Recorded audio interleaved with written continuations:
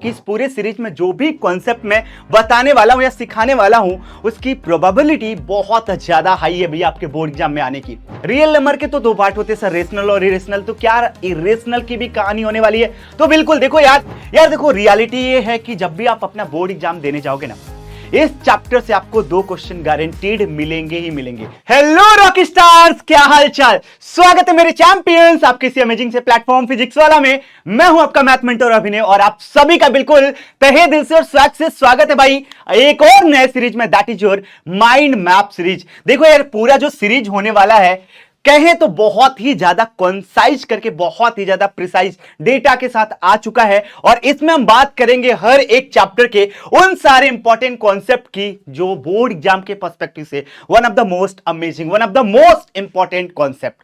अब ये पूरा सीरीज एक धमाकेदार सीरीज होने वाला है और मैं आपसे वादा कर रहा हूं कि इस पूरे सीरीज में जो भी कॉन्सेप्ट मैं बताने वाला हूं या सिखाने वाला हूं उसकी प्रोबेबिलिटी बहुत ज्यादा हाई है भैया आपके बोर्ड एग्जाम में आने की। अब वो सारी चीजें यहां पे हम डिस्कस करेंगे जो थोड़ा प्रिसाइज मैनर में सीखनी चाहिए, या इस पूरे सीरीज में वो सारी चीजें आएंगी जो आपको हर एक चैप्टर के उन सारे कॉन्सेप्ट को सीखने में हेल्प करेगी जो शायद आपने कहीं ना कहीं अभी अपनी जर्नी को उस तरीके से रीस्टार्ट नहीं किया है जैसा करना चाहिए था।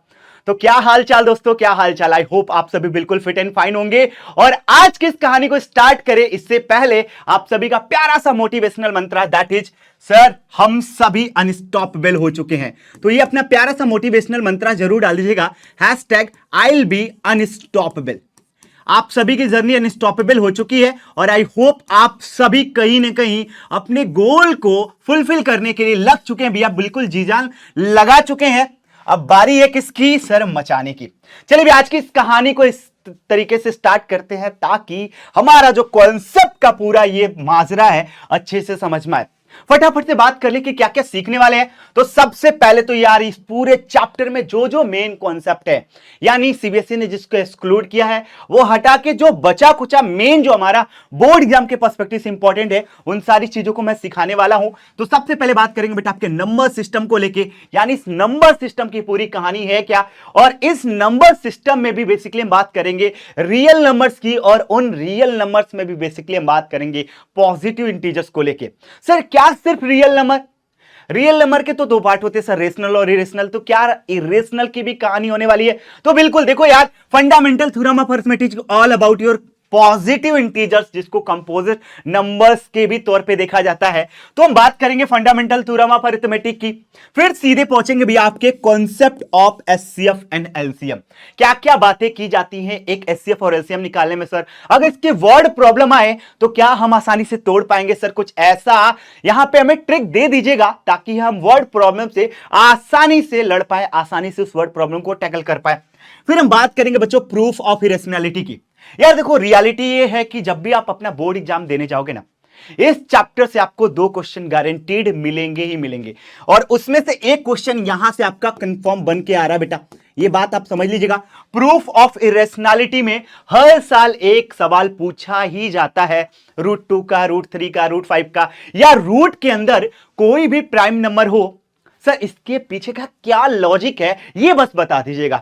तो चलिए भाई, ये मेन इंपॉर्टेंट चीजें हम डिस्कस करने वाले हैं, और एक सवाल प्रोबेबली यहां से भी बन जाता है और एक सवाल जो बेटा वो यहां से बनता है, यानी एचसीएफ एलसीएम के कॉन्सेप्ट से एक सवाल गारंटीड। देखो इससे और इससे तो सवाल आएंगे ही आएंगे, बाकी ये दो चीजें थोड़ी बेसिक हैं जिसकी हेल्प से इस पूरे चैप्टर को अच्छे से अंडरस्टैंडिंग में ले पाएंगे भैया। चलिए बात कर लेते हैं भैया माइंड मैप को लेके कि बेसिकली इस चैप्टर को देख के हमारे माइंड में क्या इसका एक मैपिंग होगा। तो इस पूरे चैप्टर में बच्चों सबसे पहले हम स्टार्ट करेंगे कि ये नंबर सिस्टम में बेसिकली रियल नंबर्स का क्या रोल है। तो हम बात करेंगे बेटा मेजरली रियल नंबर्स क्या होता है।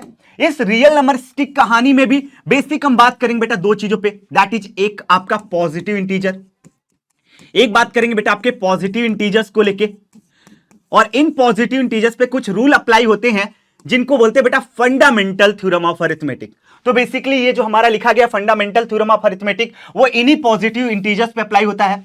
दूसरी चीजें इससे निकल के आएंगे बेटा आपके रियल नंबर्स में ही एक और कॉन्सेप्ट आएगा जहां पे हम एचसीएफ एलसीएम की पूरी कहानी को डिटेल में समझेंगे। ठीक है सर, ये बात तो समझ में आ गई कि मेजरली हमारा जो डीलिंग होगा वो पॉजिटिव इंटीजर्स को लेके होगा।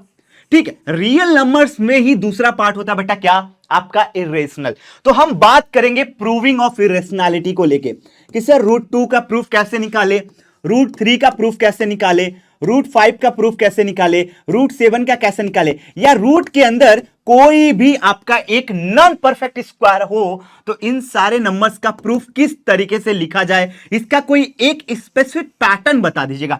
चलिए भैया इस तरीके की बातें की जाएंगी।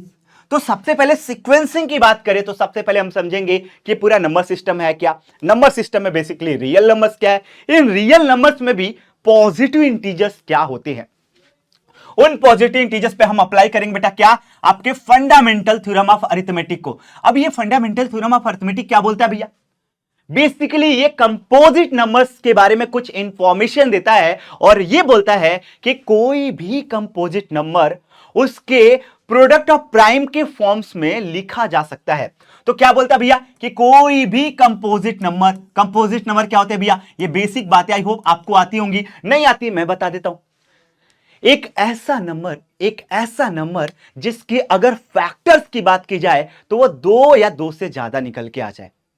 अब जैसे मान लो मैंने सोचा कि 2 एक नंबर है तो 2 के फैक्टर्स क्या क्या हो सकते हैं, 1 और 2, तो ये तो सिर्फ 2 ही आ रहा है।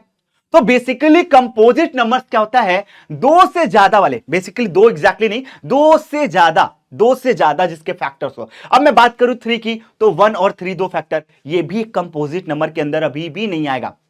बात करें 4 को लेके तो 1 2 एंड 2, यानी इसके 3 फैक्टर्स आ गए, 1 2 4, इसके 3 फैक्टर्स आ गए, तो हम कह सकते हैं कि ये एक हमारा कंपोजिट नंबर हो जाएगा। तो यहां पे बोलता है फंडामेंटल थ्योरम ऑफ अरिथमेटिक कि एक कंपोजिट नंबर को उसके प्राइम फैक्टर के प्रोडक्ट के फॉर्म में लिखा जा सकता है। तो यहां पे लिख देता हूं product of its prime factor, इसके प्राइम फैक्टर के प्रोडक्ट के फॉर्म में इसको लिखा जा सकता है। और ये जो प्रोडक्ट ऑफ प्राइम फैक्टर्स है इनका देखो यार सीक्वेंसिंग भले ही आपस में चेंज हो जाए बट ये बहुत यूनिक होंगे। ये कैसे होंगे, ये बहुत यूनिक होंगे, मतलब अगर इनके प्राइम फैक्टर्स में 2 2 2 आ रहा है तो भैया उसमें एक्स्ट्रा 3 नहीं आ सकता। ये बात हमें बहुत बेसिक तरीके से अंडरस्टूड है। चलिए भैया कॉन्सेप्ट ऑफ एचसीएफ एलसीएम की बात करेंगे, इसके बाद से सीधे चलेंगे प्रोडक्ट ऑफ प्राइम फैक्टर्स के बाद भैया किसकी बात, concept of HCF and LCM. Sir इसमें वर्ड प्रॉब्लम के साथ हमें बहुत डिफिकल्टी फेस करनी पड़ती है, उसको भी आसान करेगा तो इस तरीके से हमारी कहानी होगी, डेफिनेटली मैं आसान करूंगा। और फाइनली पहुंचेंगे बेटा किस पे, प्रूविंग ऑफ इरेशनल नंबर, यानी प्रूफ ऑफ इरेशनैलिटी की बात की जाएगी इस पूरे चैप्टर में। तो ये कुछ रहा हल्का फुल्का माइंड मैपिंग इस चैप्टर के अराउंड। अब चलिए भैया थोड़ा डिटेल में तोड़ते हैं कि इस चैप्टर में जो ये बातें हम कर रहे हैं इसको डिटेलिंग से समझे तो क्या क्या होने वाला है। चलिए भैया बात करते हैं कि इस नंबर सिस्टम में किस टाइप के नंबर्स थे। तो देखो यार नंबर सिस्टम की पूरी हिस्ट्री हमने बता दी थी ऑलरेडी। अब उस हिस्ट्री को थोड़ा रिकॉल करते, क्या था कि एंशिएंट एज में क्या होता था भैया, जब काउंटिंग की बारी आई, काउंटिंग की बारी है या नंबर्स की बेसिकली हम बोले कि उत्पत्ति कहां से हुई, तो बेसिकली होता क्या था, बार्टर सिस्टम आपने सुना है, आदान प्रदान वाला सिस्टम। तो पहले लोग काउंटिंग के लिए क्या करते थे कि कुछ पत्थर रख लेते थे, एक आदमी बाहर गया एक पत्थर अंदर रख दिया, दूसरा आदमी बाहर गया दूसरा पत्थर। तो इस तरीके से क्या होता था कि जिस चीज को काउंट करना होता था उसके इक्विवेलेंट कुछ और चीजें रखनी पड़ती थी, यानी जितना आप उधर रख ले उतना ही इधर लाना पड़ता था। तो बेसिकली काउंटिंग कुछ इस तरीके से होती थी। थोड़ा सा भैया और मॉडर्न एज आया, थोड़ा और अपग्रेड हुआ, तो हुआ क्या, आपने सुना होगा कि पहाड़ों में ऐसे चिन्ह कुछ मिले थे भैया, ऐसे कुछ मार्किंग की जाती थी। तो मार्किंग सिस्टम आया, कुछ मार्किंग करने लगे, जैसे उनको काउंट करना था कि यार ये 5 आर्टिकल है तो 5 ऐसे लाइनिंग बना देते थे भैया, 5 लाइनिंग बना देते थे, 6 हैं तो 6 बना देते थे। तो इस तरीके से क्या होता था भैया, मार्किंग सिस्टम आया। थोड़ा सा और अपग्रेड जब हुआ तो अब सोचो कि यार 1000 ऑब्जेक्ट को काउंट करना था, 1000 ऑब्जेक्ट को काउंट करना था, तो क्या ऐसे 1000 लाइनिंग्स बनाने पड़ते? हाँ सर बनाने तो पड़ते, बहुत ऑब्वियस सी बात है। लेकिन इसमें दिक्कत यह हुई कि सर 1000 ऑब्जेक्ट, अगर सोचो 1 लाख ऑब्जेक्ट काउंट करने होते तो फिर क्या करते वो लोग, 1 लाख मार्किंग करते, फिर इसको काउंट कौन करता? तो इसके लिए थोड़ा और अपग्रेड करके बेटा हमारा आया टैली मार्क्स। थोड़ा और अपग्रेड करके इस तरीके का कोई भी एक सिंबल दिखता था जिसको बोलते थे कि इसकी वैल्यू 5 है। अब टैली मार्क्स के बाद क्या हुआ भैया, थोड़ा और अपग्रेड हुआ ये हमारा न्यूमेरल सिस्टम। तो इसमें क्या आया भैया, आपका पिक्टोग्राफ आ गया। आई होप ये वर्ड्स आपने कहीं ना कहीं सारी चीजें ये सुनी हुई है। यार रोमन की अगर बात करें तो रोमन में आपको पता है कि जीरो होता ही नहीं है। रोमन न्यूमरल्स की अगर बात करें तो उसमें जीरो होता ही नहीं है। तो यार प्राउड टू बी इंडियन की कुछ तो इंडिया ने यार बड़ा किया इस नंबर सिस्टम की पूरी कहानी में। So you have to write down in the chat box like which was the great great mathematician from the India who invented zero. आप लोग चैट में जरूर डालिएगा। चलिए भैया, तो बात कर ले मोटी मोटी कि सर इस नंबर सिस्टम में अगर हम बेसिक से बात करें तो सबसे पहले बेटा देखना क्या क्या आया था। सबसे पहले आया था हमारा नेचुरल नंबर। नेचुरल नंबर में आपका क्या क्या हो जाता भैया? सर 1 2 3 जो यूजुअली हम काउंट करते हैं, जिसको हम काउंटिंग नंबर्स भी बोलते हैं, तो ये आया था हमारे नेचुरल नंबर में। अब इस पूरे नेचुरल नंबर की सीरीज में क्या किया गया भैया? जीरो को ऐड कर दिया गया, तो ये हमारा कहलाया होल नंबर। अगर इनमें जीरो को ऐड कर दें तो ये हमारा क्या कहलाएगा बेटा? Whole numbers. बढ़िया सर। चलिए अब इस होल नंबर की सीरीज में क्या करें? नेचुरल नंबर के नेगेटिव साइन वाले भी ऐड कर दे, लाइक -1 -2 -3, इस टाइप के सारे नंबर्स को अगर काउंट कर ले भैया, इसमें ऐड कर ले, ये 0 1 2 3 तो रहेगा ही, यानी होल नंबर की सीरीज में अगर इसके नेगेटिव साइन वाले नंबर्स भी काउंट करने लगे तो ये सारा हमारा कहलाया बेटा क्या? इंटीजर, जिसको आई या जेड से रिप्रेजेंट करते हैं, जिसको आई या जेड से रिप्रेजेंट करते हैं। और देखना एक चीज और, यहां पे डॉट डॉट लगा हुआ है, मतलब ये नंबर अभी आगे तक है बेटा, ये नंबर और आगे तक है। अब ये रही पूरी कहानी बेटा किसकी? सर अभी तक हमने सीखा कि नेचुरल नंबर या काउंटिंग नंबर क्या होता है, फिर हमने सीखा कि होल नंबर क्या होता है, फिर हमने बात की कि इंटीजर्स क्या होता है। अगर आप नंबर लाइन को नोटिस करो तो नंबर लाइन में किसी भी दो इंटीजर्स के बीच में बहुत सारे मल्टीपल पॉइंट ऐसे आ सकते हैं। अगर इन पॉइंटर्स की बात करें तो ये भी किसी ना किसी नंबर को शो कर रहे होंगे। हाँ सर, तो इसमें आपका क्या क्या आ जाता है? एक तो आता है आपका फ्रैक्शनल टाइप का नंबर, दूसरा आपका आ जाता है बेटा डेसिमल टाइप का नंबर, और तीसरा आता है जो कि हमें जरूरत पड़ी, वो क्या थी बेटा? अगर मान लो ऐसे ही हमारा एक फ्रैक्शन है जो कि नेगेटिव साइन का है, तो उसको हम बोलने लगे क्या? Rational number. तो यानी बेसिकली हम क्या बोल पाएंगे कि ये जितने भी टाइप के नंबर्स है, फ्रैक्शनल, डेसिमल या जो कुछ भी हम लिख रहे हैं, ये सब हमारा आएगा बेटा किसकी? रेशनल की कैटेगरी में। तो रेशनल को क्यू से दिखाया गया बेटा, और ये हमारा सारा का सारा क्या आ गया? ये पूरा का पूरा सीरीज शो करता किसको? रेशनल नंबर को। तो इस रेशनल नंबर के डब्बे में क्या आ जाएगा बेटा? सब कुछ आपका आ जाएगा जो जो नंबर्स अभी तक बच पा रहे हैं। लेकिन इस रेशनल नंबर की कहानी में यार कुछ ड्रॉबैक थे। पता है क्या ड्रॉबैक था? वो सारे डेसिमल नंबर काउंट नहीं हो पा रहे थे जिनका डेसिमल एक्सपेंशन आपका नॉन टर्मिनेटिंग और नॉन रिकरिंग टाइप का था। इसमें तो सारे के सारे नॉन रिकरिंग के अलावा ले लो भैया तो आपका रिकरिंग और नॉन टर्मिनेटिंग, टर्मिनेटिंग सब कुछ आ गया था। तो हमने क्या किया, इस पूरी कहानी को बोला गया भैया, इसको बोला गया रैशनल नंबर, और साथ में वो सारे डेसिमल या वो सारे नंबर्स को कंक्लूड किया गया जिसका आपका डेसिमल पार्ट है। जो डेसिमल पार्ट था वो आपका था non terminating and non recurring, जिसको बोला गया बेटा आपका इरेशनल नंबर। अब देखो यार, इस इरेशनल नंबर की कहानी को अगर ये पूरा का पूरा डब्बा एक पूरा सा बड़ा डब्बा बनाए, तो ये जो पूरा बड़ा सा डब्बा है बेटा, ये पूरा बड़ा सा डब्बा अब आपका दिखाएगा किसको? रियल नंबर्स को। तो ये पूरा बड़ा सा डब्बा दिखा देगा अब आपके रियल नंबर्स को। यानी एक रियल नंबर जो होता है वो रैशनल नंबर और इरेशनल नंबर का कंप्लीट कॉम्बिनेशन होता है भैया, इसका एक परफेक्ट ब्लेंड होता है। अब रियल नंबर्स में कुछ चीजें जो आपको दिख रही हैं वो क्या है भैया? सर एक तो रेशनल और दूसरा इरेशनल। अब इस रेशनल की कहानी को थोड़ा डेप्थ में समझे तो भैया इस रेशनल में सब कुछ आ जाएगा, यानी आपका नेचुरल नंबर जिसको काउंटिंग नंबर बोलते हैं, होल नंबर और इंटीजर्स, ये सब कुछ आपके किस में आएगा बेटा? रेशनल नंबर की कहानी में। अब देखो यार, अपना जो पूरा फोकस है इस क्लास 10th की जर्नी को लेके वो यहां पे एक तो आपके इरेशनल नंबर पे और दूसरा आपके पॉजिटिव इंटीजर्स पे, यानी इन सारे नंबर्स पे, दूसरा है आपके पॉजिटिव इंटीजर्स पे। तो मेजरली इन्हीं सारी चीजों पे हमें डिस्कशन रखना है ताकि अपनी कहानी को और डिटेल में समझ पाए। चलिए भैया, ये कुछ हमारे पास था, आगे बढ़ते हैं। क्या कहता है फंडामेंटल थ्योरम ऑफ अरिथमेटिक? ये सबसे पहला कॉन्सेप्ट जो आपके एग्जाम के पर्सपेक्टिव से most important. Fundamental theorem of arithmetic ये बोलता है कि जितने भी कंपोजिट नंबर्स होते हैं, कंपोजिट्स का अगेन मतलब समझा दूं बेटा, एक ऐसा नंबर जिसके मोर देन 2 फैक्टर्स हो, a number which has more than 2 factors,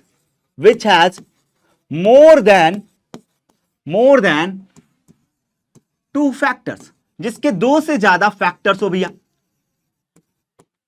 अब मान लो एग्जांपल लेता हूं, मैं एग्जांपल लेता हूं, चलिए भैया मैं 1 ले लेता हूं। 1 का एक ही फैक्टर आएगा 1, ये अकेले इसको डिवाइड कर पाएगा। 2 के फैक्टर्स की बात करें तो 1 भी डिवाइड कर सकता है, 2 भी डिवाइड कर सकता है।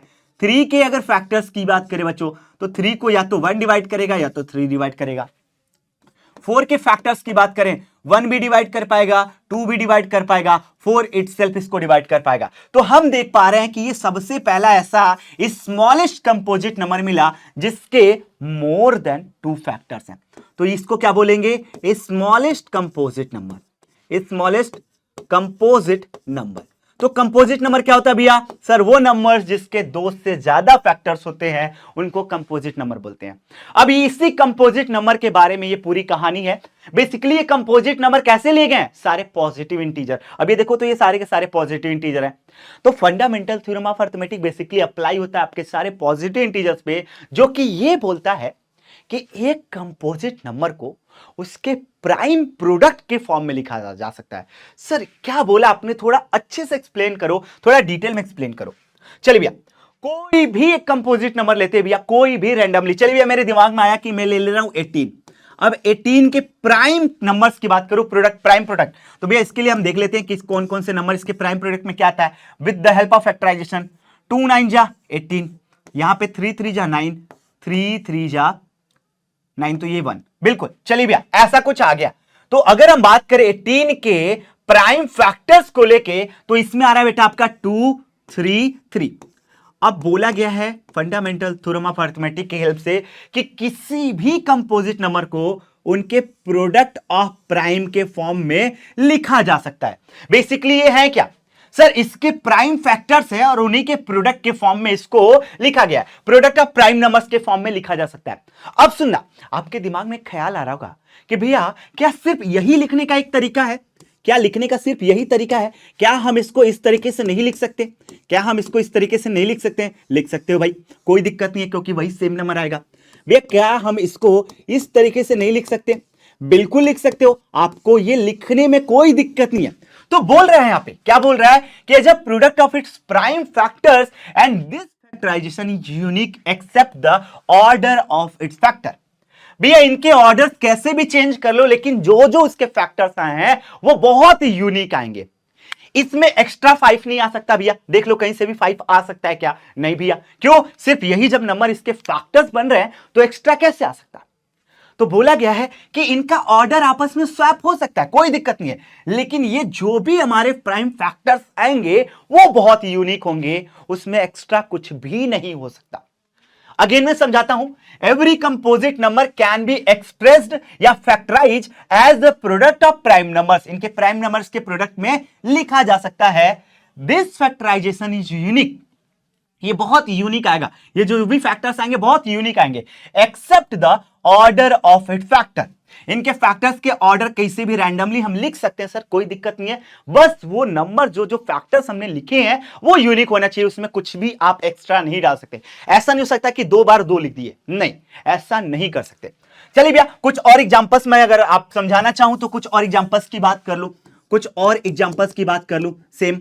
तो यहां पे एक और नंबर कोई भी ले लेता हूं, चलिए मैं लेता हूं इसकी बार, अब की बार 24। चलिए 24 की बात कर, 24 के अगर हम प्राइम फैक्टराइजेशन की बात करें तो ये 2 12 जा 24, 2 6 जा 12, 2 3 जा 6, 3 1 जा 3, यानी ये जो नंबर 24 आया ये आगे बेटा 2 इंटू 2 इंटू 2 इंटू 3, क्या 2 इंटू 2 इंटू 2 इंटू 3। तो अगेन मैं क्या कर पाया यहां पे, ये जो हमारा कंपोजिट नंबर 24 है इसको इसके प्राइम फैक्टर्स के प्रोडक्ट के फॉर्म में लिख पाया।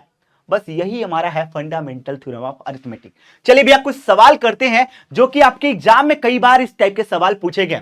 बोला है कि एक्सप्लेन करिए कि ये एक कंपोजिट नंबर होगा, ये एक कंपोजिट नंबर होगा। चलिए भाई इस सवाल को थोड़ा डिटेल में समझते हैं कि एग्जैक्टली क्या है। तो अगर इस नंबर्स को मैं लिखूं तो इस नंबर को कुछ ऐसे लिख सकता हूं बेटा, कुछ ऐसे लिख सकता हूं। बेसिकली यहां पे अगर हम देखें बेटा तो आपके प्लस साइन के आसपास जो भी हमारे चीजें लिखी गई रहती हैं उनको टर्म बोलते हैं। तो हमारे पास 2 टर्म है, यहां पे टर्म 1 है और ये दूसरा टर्म है। अब इन दोनों टर्म में अगर आप नोटिस करो तो कोई एक नंबर तो भाई कॉमन है। कौन सा नंबर कॉमन है? वो 7 कॉमन है। चलिए भाई 7 को हम उठा लेते हैं बाहर। तो देखिएगा पहले वाले नंबर से क्या बचेगा सर? 3 5 और 7 1 जा 7। क्या? 3 5 और 7 इंटू 1 यानी 7। ये जाएगा अंदर मल्टीप्लाई होगा तो 7 बन सकता था। सेम गोज भी देखिएगा भैया, ये 7 बाहर जाएगा तो कितनी बार छोड़ेगा? 1 टाइम्स। ये बात क्लियर हुई क्या? देखिएगा 7 1 जा 7, 7 1 जा 7। बिल्कुल ठीक है सर अभी तक। अब थोड़ा आगे इसको डिटेल में समझते हैं। ये रहा आपका 7, इनका प्रोडक्ट देखिए 3 5 जा 15, 15 इंटू 15 भैया 15, और यहां पे 1 आपका अभी भी बचा हुआ है। So again this would be 7 into 16। क्या इस 16 को भी फर्दर हम इसके प्रोडक्ट ऑफ प्राइम फैक्टर्स के फॉर्म में लिख सकते हैं? बिल्कुल। 2 2 जा 4, 4 2 जा 8, 8 2 जा 16। यानी नंबर जो हमारा दिया गया था कौन सा वाला नंबर भैया? 3 इंटू 5 इंटू 7 प्लस 7। हमने नोटिस किया कि इस नंबर को अगर हम प्रोडक्ट ऑफ प्राइम फैक्टर्स के फॉर्म में लिख पाए तो ये किस टाइप का नंबर होगा? बेसिकली ये है क्या सर? ये तो प्रोडक्ट ऑफ प्राइम फैक्टर्स है, प्रोडक्ट ऑफ प्राइम फैक्टर्स है। और ये किसके लिए एप्लीकेबल होता है? प्रोडक्ट ऑफ प्राइम फैक्टर्स भैया ये सिर्फ और सिर्फ एप्लीकेबल होता है आपके कंपोजिट नंबर्स के लिए।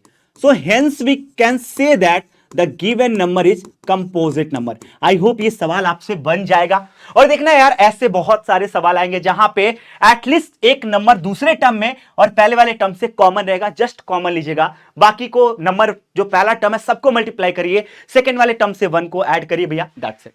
आपका पूरा का पूरा प्रोसेस कुछ ऐसा होगा। आगे बढ़ते हैं। चेक वेदर 6 की power n can be and with digit 0 और any natural number n for any natural number. क्या ये जो 6 की पावर n है ये कभी 0 से खत्म हो सकता है? ये हमें चेक करना है अगर n कोई भी नेचुरल नंबर है। चलिए भैया गिवन क्या है? गिवन क्या है भैया? सर जो गिवन हमारे पास है वो कुछ ऐसा है। जो गिवन है वो हमारे पास कुछ ऐसा है, 6 की पावर n। अब मैं क्या करता हूं, ये जो कंपोजिट नंबर 6 है इसके प्राइम फैक्टर्स के फॉर्म में लिखता हूं। So this would be 2 into 3 और इसकी भी पावर n है। चलिए भैया 2 की पावर n इंटू 3 की पावर n। हमें पता है कि लास्ट में अगर जीरो लाना है, लास्ट में अगर जीरो लाना है तो बहुत ऑब्वियस सी बात है कि ये 2 एंड 5 का कॉम्बिनेशन हो तभी पॉसिबल है। बताना दोस्त, इसमें कोई डाउट? 2 5 10, हमेशा 2 और 5 का कॉम्बिनेशन चाहिए ही चाहिए आपका लास्ट में जीरो बनाने के लिए। कोई भी और कुछ भी सोच लो, वो सारे केसेस एक्सक्लूड होंगे इंक्लूडिंग ओनली दिस मच। भैया 2 और 5 का एक कॉम्बिनेशन चाहिए ही चाहिए अगर हमारे लास्ट में जीरो लाना हो तो। क्यों? यही मिलके हमारा क्या बना देता है? इनका प्रोडक्ट मिलके क्या बनाता है? इनका प्रोडक्ट हमारा बनाता है भैया 10, यानी लास्ट में जीरो। इनका प्रोडक्ट क्या बनाता है? लास्ट में जीरो, लास्ट में जीरो। अब आप देखना कि सर ये जो नंबर है इसमें तो 5 है ही नहीं। There is no such factor which is of form 5 की पावर कोई भी के कुछ भी पावर n ले लो, कोई दिक्कत नहीं। 5 की पावर n ले लो, कोई दिक्कत नहीं है। अगर यहां पे 5 की पावर n है ही नहीं तो क्या ये हमेशा अगर ये रहता, सोचो अगर ये 5 रहता तो क्या करता है भैया? लास्ट में जीरो दे सकता था। लेकिन यहां पे तो 5 का भी है। सर 5 तो है ही नहीं, तो ये क्या कभी भी जीरो से खत्म होगा? तो नहीं लिख सकते भैया, इसको जीरो से खत्म कर ही नहीं सकते। Never ends with zero, ends with zero. अगर चाहो तो आप क्रॉस वेरीफाई कर सकते थे। कैसे सुनना? ऐसे 6 की पावर 1 6, 6 की पावर 2 36, यानी सर यूनिट प्लेस पे अभी भी 6 है, यूनिट प्लेस पे अभी भी 6 है, आगे कुछ भी रहेगा। 6 की पावर 3 तो 36 इंटू 6 कितना आ जाएगा दोस्त? सर यहां पे भी 6 ही आएगा, आगे कुछ और चलता जाएगा। हमने नोटिस किया कि 6 की पावर कुछ भी ले रहे हैं सर, वो लास्ट का जो यूनिट प्लेस है वो हमेशा 6 से ही खत्म हो रहा है, ना कि जीरो से। क्या ये बात क्लियर हुई? देखो यार मोटी मोटी बात ये थी कि यहां पे फंडामेंटल थ्योरम ऑफ अरिथमेटिक को यूज कराया, और अगर उस प्राइम प्रोडक्ट ऑफ प्राइम में 2 और 5 का कॉम्बिनेशन दिखता तब बोल पाते कि यस भैया जीरो से खत्म होगा। 2 एंड 5 का कॉम्बिनेशन नहीं है तो सीधे बोलेंगे सर नहीं होगा, अकेले 2 क्या कर लेगा जब 5 है ही नहीं। तो चलेगा भैया, आगे बढ़ते हैं। एचसीएफ और एलसीएम के कॉन्सेप्ट पे चलते हैं। बेसिकली एचसीएफ क्या बोलता है? एचसीएफ बोलता है कोई भी दो नंबर्स का एचसीएफ, जिसको बोलते हैं हाईएस्ट कॉमन फैक्टर, जिसको जीसीडी भी बोलते हैं, ग्रेटेस्ट कॉमन डिवीजर। ये क्या करता है भैया? ये बोलता है कि दो या दो से ज्यादा अधिक वाले पॉजिटिव इंटीजर का जो एचसीएफ होगा वो बड़ा से बड़ा नंबर होगा जो दोनों को डिवाइड करे विदाउट लिविंग एनी रिमाइंडर, यानी बिना रिमाइंडर छोड़े क्या कर पाए भैया? उसको पूरा पूरा डिवाइड कर पाए, कंप्लीटली डिवाइड कर पाए दोनों नंबर्स को बिना रिमाइंडर छोड़े। तो लिखा है HCF of a given number is the highest common factor among all the factors. It is also known as GCD, जिसको बोलते हैं greatest common divisor. Highest common factor या greatest common divisor of 2 or more positive integer is the largest positive integer that divides the number without leaving a remainder। बिना कोई reminder छोड़े भैया पूरा पूरा डिवाइड कर जाए। अब भैया यहां पे देखना लिखा गया है कि दो नंबर है 8 और 12, वो बड़ा से बड़ा नंबर उठाइए भैया जो दोनों को पूरा पूरा डिवाइड कर दे। अगर मैं सोचो कि 4 उठाता 4 2 जा 8 बिना रिमाइंडर छोड़े कर दिया भैया, हां। 4 3 जा 12 बिना रिमाइंडर छोड़े कर दिया, हां। तो वो बड़ा से बड़ा नंबर क्या हो जाएगा भैया? 4 आ जाएगा। अब देखना इसके पीछे का थोड़ा लॉजिक समझते हैं। अगर मैं बात करूं 8 पे फंडामेंटल थ्योरम ऑफ अरिथमेटिक की हेल्प से इसके प्रोडक्ट ऑफ प्राइम्स की, तो ये आ जाएगा बेटा 2 × 2 × 2। अगर 12 के फंडामेंटल थ्योरम ऑफ अरिथमेटिक की हेल्प से प्रोडक्ट ऑफ प्राइम की बात करूं तो ये क्या आ जाएगा बेटा? 2 × 2 × 3, ऐसा कुछ। अब आप नोटिस करो कि वो बड़ा से बड़ा कॉमन नंबर क्या ले लें? हाईएस्ट कॉमन जो दोनों का ही फैक्टर हो। हाईएस्ट कॉमन तो अभी तक मुझे ये दिखा बेटा जो दोनों में क्या है भैया? हाईएस्ट कॉमन है और दोनों का फैक्टर भी है। क्या ये कुछ कंक्लूड कर सकता था? नहीं। तो हमने देखा कि वो हाईएस्ट कॉमन फैक्टर जो होगा बेटा वो हमारे पास आ जाएगा 2 × 2 दैट इज 4।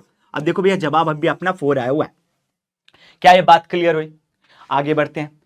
एलसीएम की बात करें बच्चों तो एलसीएम बोलता है कि least common multiple is the smallest and least positive integer that is divisible by both A and B. अब ये क्या है sir? A and B divisible by, यहां पे ये खुद ही डिवाइड कर रहा है वो बड़ा से बड़ा नंबर, और यहां पे एलसीएम में क्या हो रहा है कि जो नंबर दिया गया है वो खुद डिविजिबल है ए और बी से। अब सर ये ए और बी क्या है? The least common multiple या LCM of two numbers, let's say A and B, is denoted by AB। अब देखना सर क्या मतलब है। हमसे ये बोला गया है least common multiple, least common multiple। अब मैं कोई भी नंबर ले रहा हूं, चलो भैया ये 4 और 6 ले लिया। 4 की मल्टीपल्स की बात करें, मैं फैक्टर्स की बात नहीं कर रहा हूं। मल्टीपल्स मतलब इसके टेबल में क्या क्या आता है? 4 1 जा 4, 4 2 जा 8, 4 3 जा भैया 12, 4 4 जा 16, 4 5 जा 20, और भी बहुत सारे आगे हो सकते हैं। चलिए भैया 6 के मल्टीपल की बात कर लूं, 6 1 जा 6, 6 2 जा 12, 6 3 जा 18, और भी आगे बहुत सारे नंबर्स। हमसे बोला गया है लीस्ट कॉमन मल्टीपल, सबसे छोटा वाला जो दोनों में कॉमन हो और दोनों के मल्टीपल में हो। उठाइएगा भैया क्या उठ सकता है इससे? भैया दोनों में अगर देखा जाए सबसे छोटा जो दोनों में कॉमन हो वो तो अभी तक मुझे ये दिखा है। सबसे छोटा जो दोनों में कॉमन हो और इन दोनों के मल्टीपल्स में हो, तो क्या हम यहां पे एलसीएम को 12 बोल सकते हैं? बताइएगा। सर बहुत आसानी से एलसीएम को 12 बोला जा सकता है। अब देखना ये 12 लेने का क्या सेंस था? 12 लेने का ये सेंस था कि जो भी नंबर आप उठा रहे हो उस नंबर को ये दोनों नंबर क्या करें? पूरा पूरा डिवाइड कर पाए, divisible by both the numbers. इन दोनों नंबर से वो नंबर जो भी हम निकालेंगे वो डिविजिबल होना चाहिए। देखो यार नाम से थोड़ा बहुत कंफ्यूजन होता है। एचसीएफ मतलब हाईएस्ट कॉमन फैक्टर, बट वो तो छोटा आ गया सर रिजल्ट। एलसीएम मतलब लीस्ट कॉमन मल्टीपल, फैक्टर्स की बात नहीं कर रहा, लीस्ट कॉमन मल्टीपल। दोनों के मल्टीपल्स फटाफट से लिखे भैया, उन दोनों में जो कॉमन सबसे छोटा वाला हो उठा लीजिए, दैट्स इट। चलेगा भैया, आई होप ये बात क्लियर हो गई हो। अब रिलेशनशिप की बात कर ले सर, वो वाली रिलेशनशिप जो हमारे साथ बहुत बुरा हुआ, हम वो वाली नहीं बता रहे भैया, हम उस रिलेशनशिप की बात कर रहे हैं जो आपके एग्जाम में आता है। क्या है? Relationship between HCF and LCM. अगर दो पॉजिटिव इंटीजर्स ए और बी दिए या एम और एन दिए तो बोला है कि किसी भी दो नंबर्स एम और एन का एलसीएम और एचसीएफ का प्रोडक्ट, एचसीएफ और एलसीएम का प्रोडक्ट उन नंबर्स के प्रोडक्ट के बराबर होता है। अब देखो यार, ये बात का प्रूफ तो मैं नहीं बताने जाऊंगा, बता दूं क्या? चलिए बता देता हूं, कोई दिक्कत नहीं। सुनना दोस्त, यहां पे कुछ छोटी छोटी बातों को ना समझेंगे। क्या है, कोई भी मैं 2 नंबर ले रहा हूं, 4 एंड मैं 6 ले रहा हूं, चलिए ठीक है। मैं इसके अगर फंडामेंटल थ्योरम ऑफ अरिथमेटिक लगाऊं तो क्या क्या इसके प्रोडक्ट क्या प्राइम लिख सकता हूं भैया? प्राइम ऑफ प्रोडक्ट क्या क्या लिख सकता हूं? 2 इंटू 2। यहां पे क्या लिख सकता हूं दोस्त? 2 इंटू 3। ठीक है भैया, ऐसा कुछ हम ले सकते हैं। अब सुनना, थोड़ा इसको स्टैंडर्ड तरीके से मैं लिखना चाहता हूं, थोड़ा स्टैंडर्ड तरीके से लिखना चाहता हूं। 2 कितनी बार आया है? 2 बार। बढ़िया। यहां पे देखा जाए तो भैया 2 एक बार आया है और साथ में 3 भी एक बार आया है। सर ये तो बहुत अन्याय है, यहां पे 3 भी है तो यहां पे तो रखना चाहिए सर 3। अगर नहीं है तो भैया 3 की पावर 0 लगा के तो 3 को लाया जा सकता है, क्योंकि 3 की पावर 0 1 हो जाता है, और 1 से अगर किसी भी नंबर को मल्टीप्लाई करेंगे सेम नंबर। यानी एग्जैक्टली हमने किया क्या कि दोनों के प्राइम फैक्टर्स निकाले, और जो जो प्राइम नंबर्स पहले वाले में आया एग्जैक्टली सेम दोनों में ही कॉमन वो ही चीज आनी चाहिए। अगर मान लो 2, 3 और 5 आ जाता तो यहां पे भी 5 हम लिख लेते, वो बोलते हैं कि स्टैंडर्ड तरीका लिखने का। अब सुनना दो, मैं अगर बात करूं इनके एचसीएफ की तो एचसीएफ क्या आ रहा है? अगर यहां से आप नोटिस करो तो एचसीएफ क्या आ रहा है भैया? 2 हाईएस्ट कॉमन है, 2 आ रहा है, यानी 2 की पावर 1 आ गया। अगर मैं बात करूं इनके एलसीएम की, किसके? इन दोनों के एलसीएम की, तो देखना 4 के मल्टीपल्स क्या क्या रहते? 4 1 जा 4, 4 2 जा 8, 4 3 जा 12, 4 4 जा 16, चलता जाएगा। 6 की बात करो बेटा, 6 1 जा 6, 6 2 जा 12, 6 3 जा 18, और ये चलता जाएगा। देखिएगा भैया, लिस्ट कॉमन मल्टीपल 12 आ गया, तो एलसीएम आ गया 12, जिसको मैं क्या लिख सकता हूं? 2 की पावर 2 इंटू 3 की पावर 1। बताइएगा।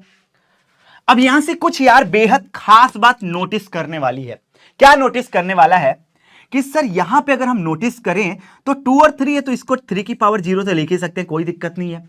हम नोटिस कर पा रहे हैं कि एचसीएफ निकालते टाइम इन दोनों का लोवेस्ट पावर लिया जा रहा है, इन दोनों का लोवेस्ट पावर लिया जा रहा है, लेकिन एलसीएम निकालते टाइम इन दोनों में जो हाईएस्ट पावर है उसको उठाया गया है, दोनों में हाईएस्ट पावर है उसको उठाया गया। कुछ तो बात चमक रही होगी दोस्त, मजा आ रहा है कि नहीं?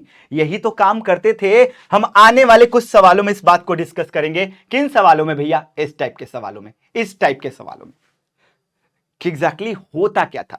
यहां पे लिखा भी गया कि उनके स्मॉलेस्ट पावर को उठाएंगे भैया, किसमें? एचसीएफ में।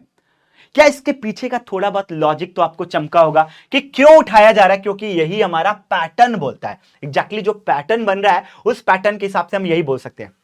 क्या क्या खास बात हमने नोटिस किया, मैं उसको यहां पे लिखता हूं। HCF of 2 given numbers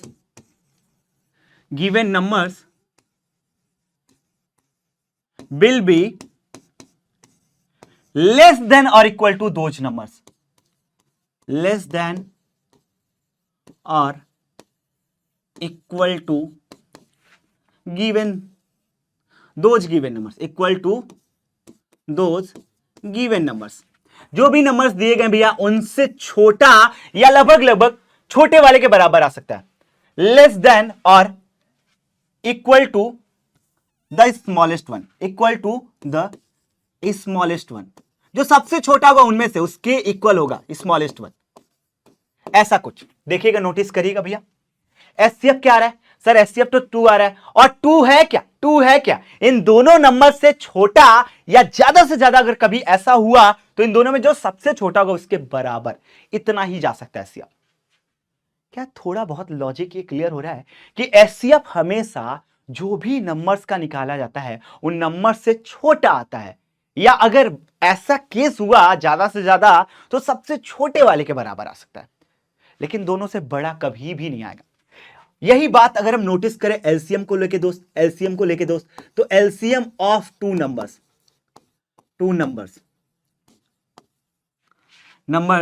will be greater or equal to greater than or equal to the largest one. जो दोनों में बड़ा होगा उसके बराबर या उन दोनों से बड़ा हो सकता है, द लार्जेस्ट वन। ये बात याद रखिएगा, यही छोटी सी बात आपको याद रखनी थी बेटा, यही छोटी सी बात याद रखनी थी। अब देखना 4 और 6 का एलसीएम कितना आया? 12। क्या ये जो 12 है इन दोनों से बड़ा आया, इन दोनों से ग्रेटर देन आया? हां भैया। कभी कभी ऐसा हो सकता है कि इन दोनों में से जो बड़ा है उसके बराबर आ जाए। अब ये बात अगर आपको फील नहीं हुई तो मैं फील कराता हूं। चलिए भैया, मैं मान लेता हूं नंबर 4 और मैं लेता हूं 8। अगर मैं इसके प्रोडक्ट ऑफ प्राइम की बात करूं तो 2 इंटू 2 होगा।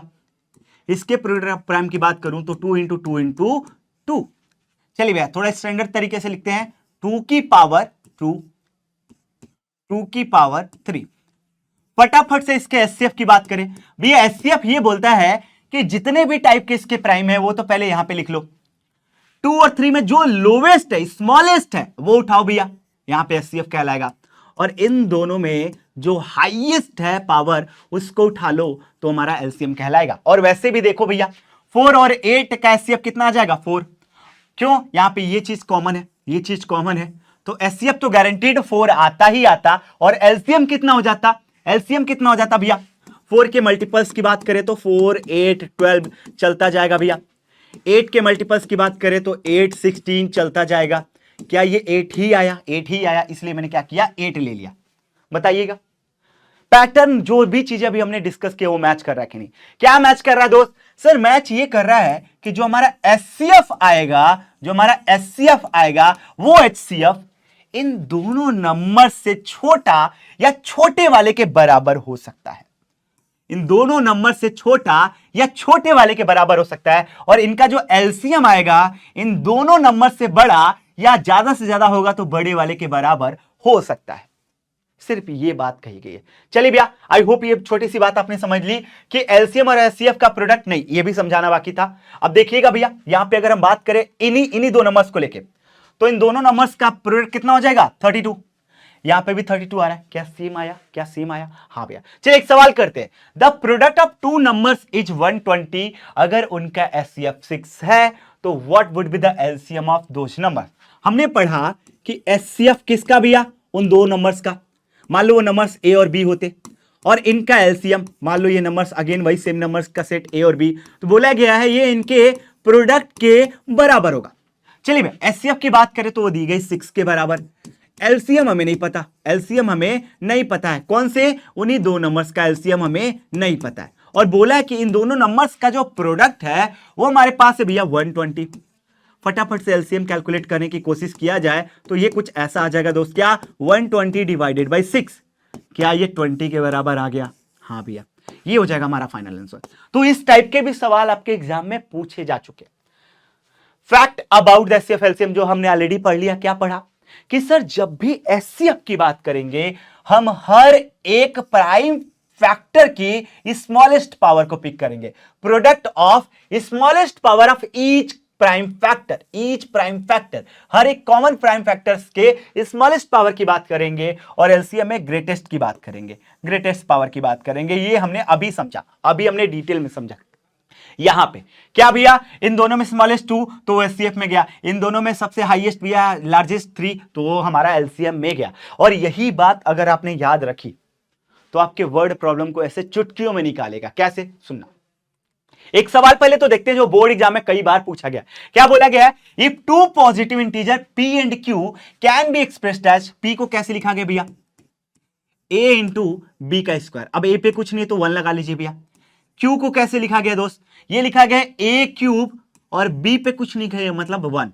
बोला है कि इनका एलसीएम बताइए। क्या? एलसीएम बताइए, p और q का एलसीएम बताइए। मैंने क्या बोला कि यहां पे लिखा गया बहुत साफ साफ कि a और b प्राइम है, तो दो टाइप के प्राइम है, तो वो दो टाइप के प्राइम तो पहले आप ऐसे प्रोडक्ट के फॉर्म में लिखिए।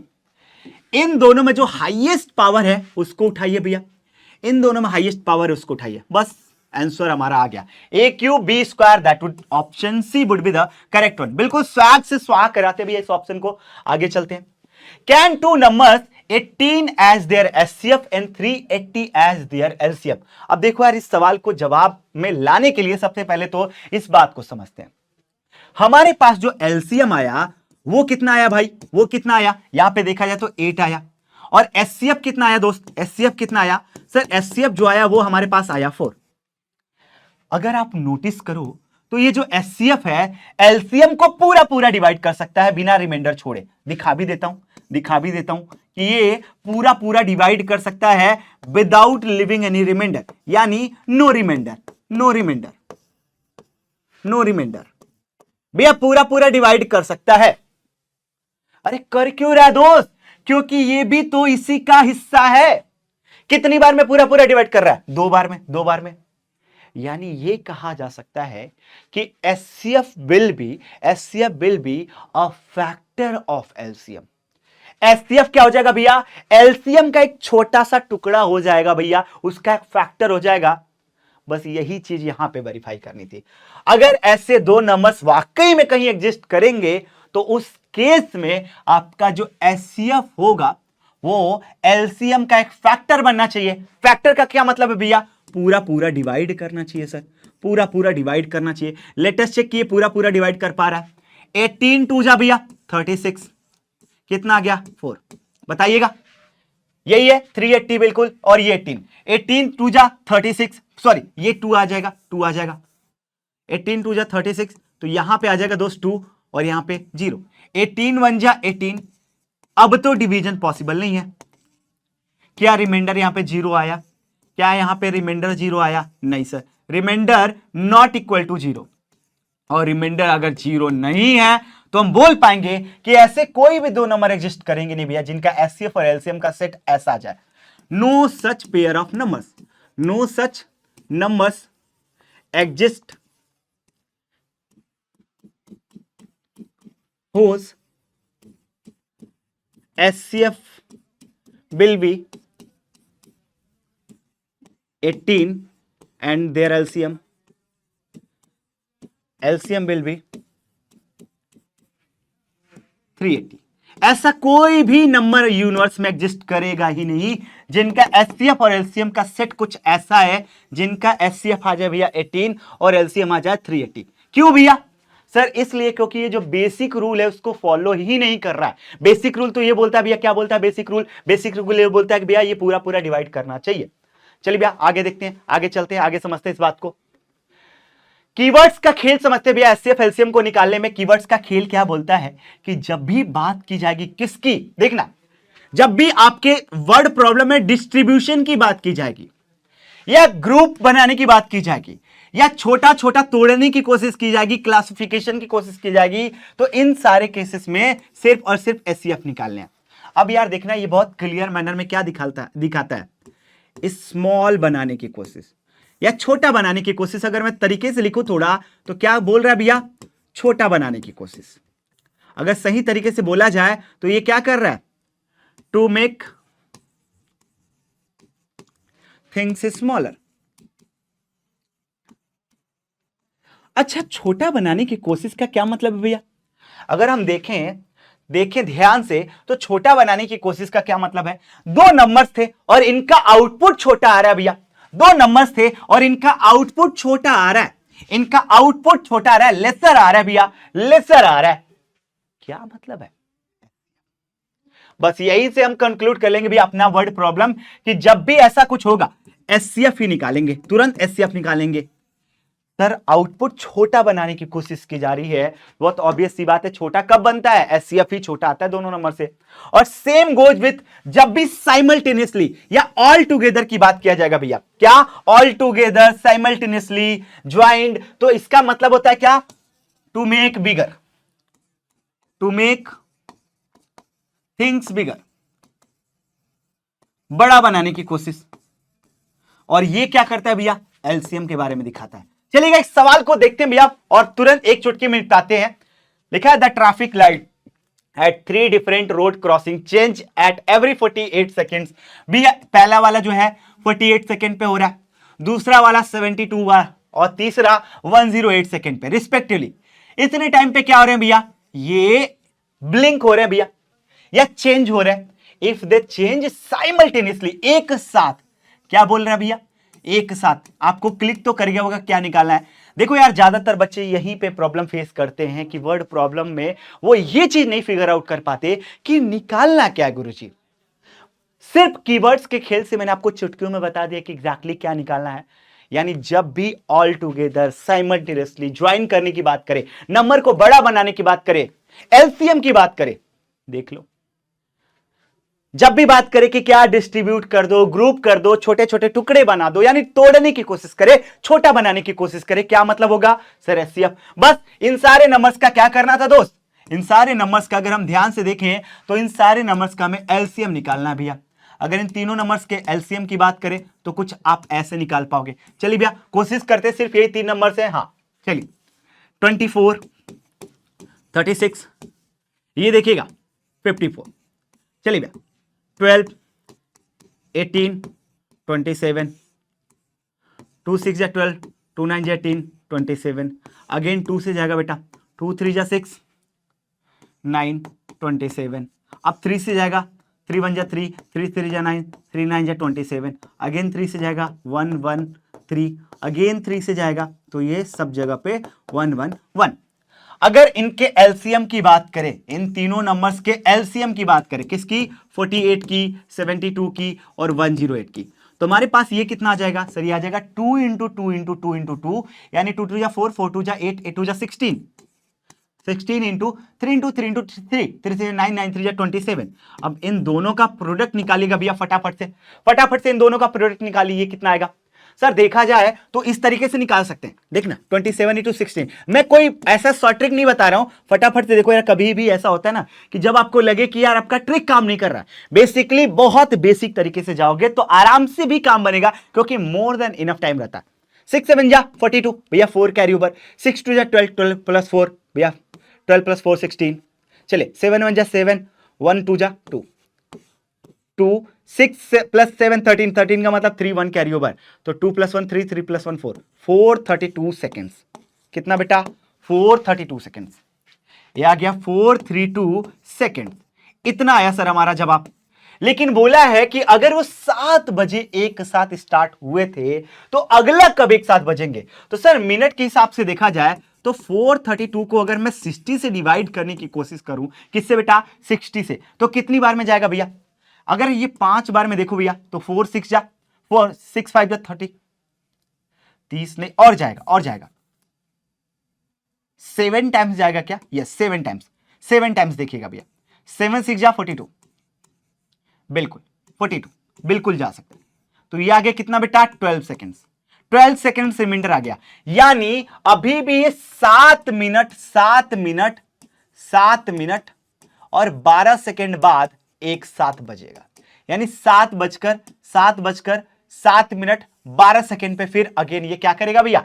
एक साथ बजेगा। आगे बढ़ते हैं, कुछ इंपॉर्टेंट थ्योरम्स की बात कर ले यार। बेसिकली ये जो थ्योरम्स है क्या बोलता है कि अगर कोई हमारा एक नंबर p जो है प्राइम है और ये अगर a स्क्वायर किसी नंबर को डिवाइड कर रहा है तो p क्या करेगा? a को भी डिवाइड करेगा। और इसका प्रूफ कुछ ऐसा दिया गया दोस्त। बेसिकली ये प्रूफ आपके एनसीईआरटी में है और बहुत रेयर पूछा गया, बट फिर भी मैं ला रहा हूं। क्या लिखा गया भैया कि अगर हमारा वो जो मान लो नंबर ए है, अगर वहां पे फंडामेंटल थ्योरम ऑफ अरिथमेटिक लगाते तो ये इसके कुछ प्रोडक्ट ऑफ प्राइम्स कुछ ऐसे बनते, ऐसे बन जाते। अब देखना ए स्क्वायर कैसे लिखा जा सकता है भैया? यही चीज रिपीट हो रही है, प्रोडक्ट ऑफ प्राइम ये 2 बार रिपीट हो रही है, यानी इस तरीके से हम लिख सकते हैं उसके स्क्वायर के फॉर्मेट में। अब सुनना, बोला ये है कि ये जो नंबर p है, ये जो प्राइम नंबर p है, वो a स्क्वायर को डिवाइड कर रहा है। किसको डिवाइड कर रहा है? इसको डिवाइड कर रहा है। तो बहुत ऑब्वियस सी बात है, इनमें से ही वो कोई एक होगा, इनमें से ही कोई एक होगा भैया, इनमें से ही कोई एक होगा। क्यों? ये सारे के सारे प्राइम नंबर्स हैं, तो इनमें से ही कोई एक होगा। तो बहुत ऑब्वियस सी बात है कि इनमें से भी कोई एक होगा। तो क्या अगेन वो a को डिवाइड कर पाएगा? इसी बात को यहां पे समराइज करके लिख दिया गया। चलिए भैया सीधे चलते हैं इरेशनैलिटी के प्रूफ पे। बोलता है कि √2 को प्रूफ करिए कि ये एक इरेशनल नंबर होगा। और अभी तक का ये एक ऐसा सवाल जो हर साल पूछा गया भैया, √2 √5 √3 ऐसे सवाल बार बार पूछेगा। बेसिकली करना क्या होता है कि जो दिया है इसके कॉन्ट्राडिक्शन यानी उल्टा चलेंगे। तो हम मान लेंगे let √2 is an rational number, is a rational number, ऐसा होगा भैया। √2 क्या हो जाएगा? एक रेशनल नंबर है। ऐसा मैंने क्या किया? मान लिया, ऐसा हम लोगों ने अजम्पशन कर लिया। तो क्या इस √2 को p/q के फॉर्म में लिखा जा सकता है? हां सर। और थोड़ा सा क्रॉस मल्टीप्लाई करके अगर मैं लिखूं तो कुछ ऐसा लिख सकता हूं भैया, क्या? √2 times q equal to p, ऐसा कर सकता हूं। अब मैं क्या कर रहा हूं, दोनों साइड स्क्वायरिंग कर रहा हूं, squaring both of the sides, squaring both of the sides.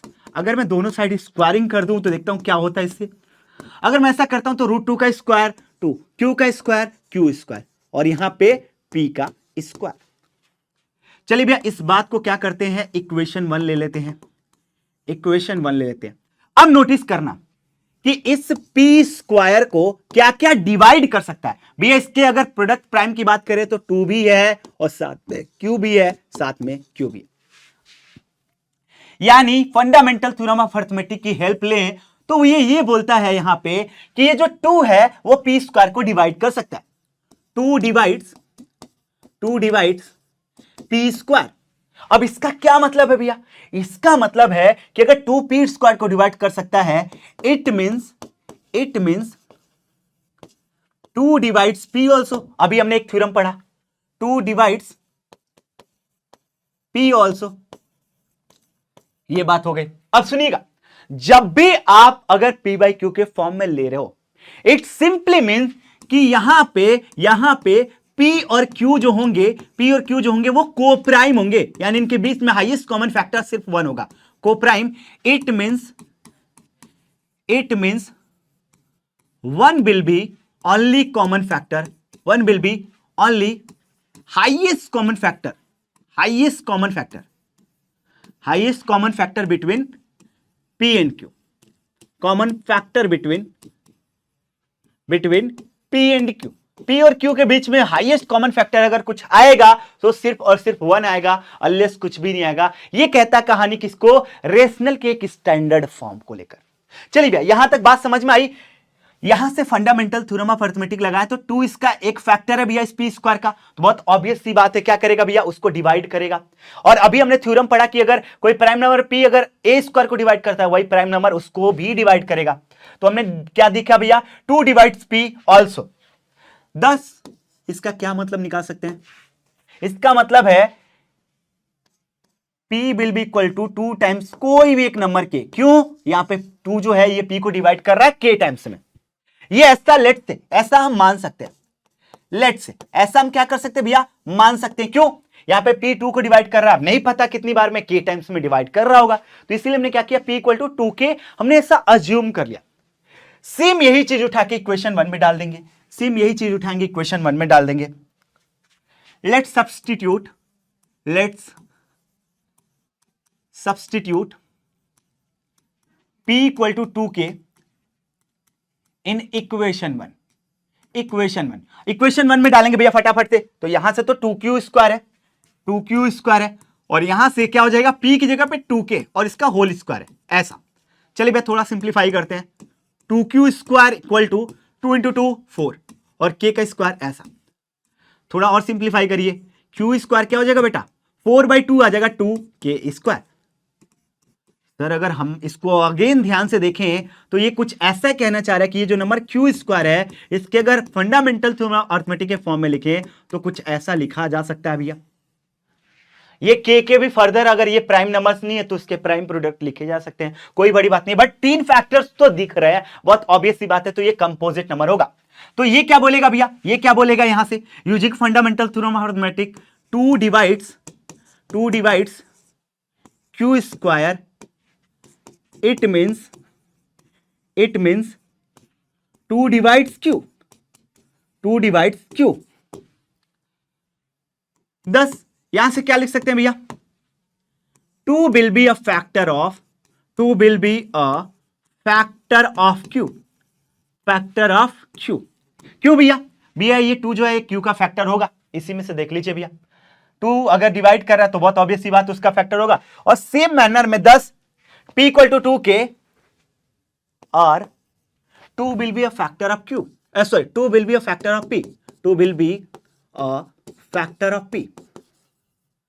ऐसा हम लिख सकते हैं, क्यों भैया, ऐसा लिया गया है। अब सुनना, यहां से 2P का भी फैक्टर है, यहां से 2Q का भी फैक्टर है। From above two conclusions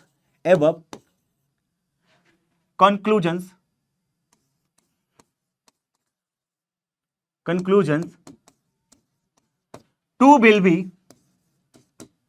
2 will be common factor of both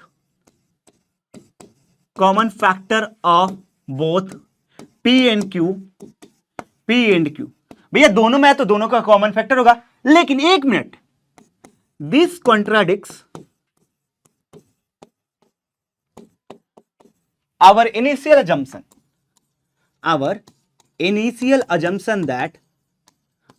that P and Q are co-prime. अगर उसको ये फेल कर रहा है, कॉन्ट्राडिक्ट कर रहा है, इट सिंपली मीन्स क्या, इसका सिंपल मतलब होता है क्या, √2 is not a rational number, is not a rational number. अगर रेशनल नहीं है तो बहुत ऑब्वियस सी बात है कि भैया जब रेशनल नहीं बचा तो सीधे लिखेंगे कि अब ये एक रेशनल नंबर होगा। 10 it would be, thus √2 will be an irrational number, और यही तो प्रूफ करना था, इरेशनल नंबर, यही चीज क्या करना था दोस्त, प्रूफ करना था। आखिरी लाइन लिखते ही सर दिल में उमंगे जागती है, क्या, हेंस प्रूव्ड, हेंस प्रूव्ड। चलिए भैया इस तरीके से कुछ प्रूफ था। अब देखना मेजर ध्यान देने वाली बात क्या है कि जब भी √2 की जगह पे √3 हो तो क्या हो जाएगा कहानी भैया, यहां पे 3, यहां पे 3, यहां पे 3, मतलब अकॉर्डिंगली चेंज करोगे कि 3p² को डिवाइड करेगा, यहां पे 3 आ जाएगा, यहां पे 3 आ जाएगा, तो सेम पैटर्न चलेगा। अब इसमें क्या हो जाएगा भैया, √3 के प्रूफ में कि 3 दोनों का कॉमन प्राइम फैक्टर्स में आ जाएगा। √5 की बात करोगे, √5 दोनों के कॉमन प्राइम फैक्टर्स के बाद में काम में आ जाएगा। ऐसा कुछ होता है बेसिकली। क्या आप भी प्रूफ बना पाओगे? √11 का बोलेगा, देखना √11 दोनों के क्या भैया फैक्टर्स के फॉर्म में आ जाएगा P और Q में, जो कि कोप्राइम के डेफिनेशन को गलत साबित करेगा, कॉन्ट्राडिक्ट करेगा। तो ऐसी कुछ बेसिक बातें होंगी जिसके थ्रू आप क्या कर पाओगे बेटा, प्रूफ समझ पाओगे। चलिए एक सवाल ऐसा देखते हैं भैया, अब इसमें देखना उतना कुछ नहीं करना है, सीधे लिखना है let 5/√3 is a rational number, is a rational number, सीधे लिखेंगे भैया रेशनल नंबर। अगर ऐसा लिख लिया तो क्या लिख पाएंगे भैया, 5/√3 equal to P/Q। Doing cross multiplication, अगर हम क्रॉस मल्टीप्लीकेशन करते हैं तो उस केस में क्या आ जाएगा दोस्त, सर उस केस में हमारे पास आ जाएगा, देखना √3p इक्वल टू 5Q, या यहां से लिख पाएंगे बेटा P को नीचे ले जाएं तो √3 इक्वल टू 5Q/P। ये क्या है, इधर वाला अगर पोर्शन देखो तो ये हमारा एक रेशनल नंबर है। क्यों रेशनल नंबर, Q/P, देखना PQ एक रेशनल है तो उसका रेसिप्रोकल भी एक रेशनल होगा। ऐसा कुछ 5 के साथ प्रोडक्ट लिया गया भैया, और जहां पे ये भी हमने नोटिस किया Q नॉट इक्वल टू 0 है तो ये 0 के बराबर नहीं है, बहुत ऑब्वियस सी बात है, Q नॉट इक्वल टू 0 है। तो यहां पे रेशनल नंबर अगर इधर एक साइड है, दूसरे साइड क्या भैया इरेशनल, क्या ऐसा कभी हो सकता है, ऐसा कभी हो सकता है कि एक रेशनल नंबर एक इरेशनल नंबर के बराबर आ जाए? भैया ये तो कभी भी पॉसिबल नहीं है। अगर ऐसा पॉसिबल नहीं है तो क्या आप बोल पाएंगे भैया देयरफॉर, या ऐसे एक स्टेटमेंट लिख दो, अगर डाउट है तो लिख दीजिए, since a rational number can never be equal to, can never be equal to an irrational number, एक इरेशनल के बराबर कभी नहीं हो सकता इरेशनल नंबर। देयरफॉर क्या भैया, जो हमने माना वो गलत है, यानी 5/√3 is not a rational number. अगर रेशनल नहीं है तो भैया बहुत ऑब्वियस सी बात है, कैसा हो जाएगा इरेशनल। लास्ट वाली लाइन आप लोग समझ गए होंगे क्या लिखना है, आगे बढ़ते हैं। अब इसकी बात कर ले, सेम वही तरीका, वही घिसा पीटा pattern, let 12 - 1/3 √7 is a rational number. इसको भी मान लेते हैं क्या बेटा, रेशनल नंबर है, ये क्या है, रेशनल नंबर है।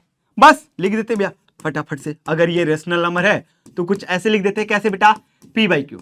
अब मैं देखना थोड़ा सा रीअरेंज कर रहा हूं, इस P/Q को इधर ले जाता हूं तो 12 - P/Q, और यहां से क्या ले जाता हूं भैया 1/3 √7 इस साइड ले आता हूं। अब इस 3 से इधर मल्टीप्लाई कर देता हूं, क्रॉस मल्टीप्लाई करता हूं, तो क्या हो जाएगा 3 times 12 minus P by Q equal to √7। क्या नोटिस कर पा रहे हैं दोस्त? सर इधर वाला इरेशनल और इधर वाला क्या भैया, इधर वाला क्या है, ये सारा का सारा भैया हमारा ऑपरेशन ओवर द रेशनल है, तो रेशनल आएगा। इधर वाला क्या है, रेशनल है। क्या ये कभी भी ऐसा वैलिड है या होल्ड कर सकता है? नहीं, बस इसी वजह से बोलेंगे कि कॉन्ट्राडिक्ट कर रहा है हमारे प्रॉपर्टी को कि एक रेशनल इरेशनल के बराबर है। इसलिए हम क्या बोल पाएंगे भैया, यहां पे बड़े आसानी से बोल पाएंगे कि ये हमारा एक रेशनल नंबर नहीं होगा, यानी इरेशनल होगा। So this is all about today session, जहां पे हमने सीखा फंडामेंटल थ्योरम ऑफ अरिथमेटिक को लेके, एचसीएफ एलसीएम के कॉन्सेप्ट के साथ साथ उसके वर्ड प्रॉब्लम को, और फाइनली हम बात पहुंच गए थे लेकर कहां पे, अपने प्रूफ ऑफ इरेशनैलिटी को लेके। तो आज के सेशन में बस इतना ही, बहुत जल्दी मिलेंगे एक और धमाकेदार अमेजिंग से चैप्टर के साथ, और ऐसे ही कम टाइम में पूरे चैप्टर को तोड़ेंगे। तब तक के लिए अपना ख्याल रखिए, हंसते मुस्कुराते रहिए। तब तक के लिए good bye, bye bye, sayonara.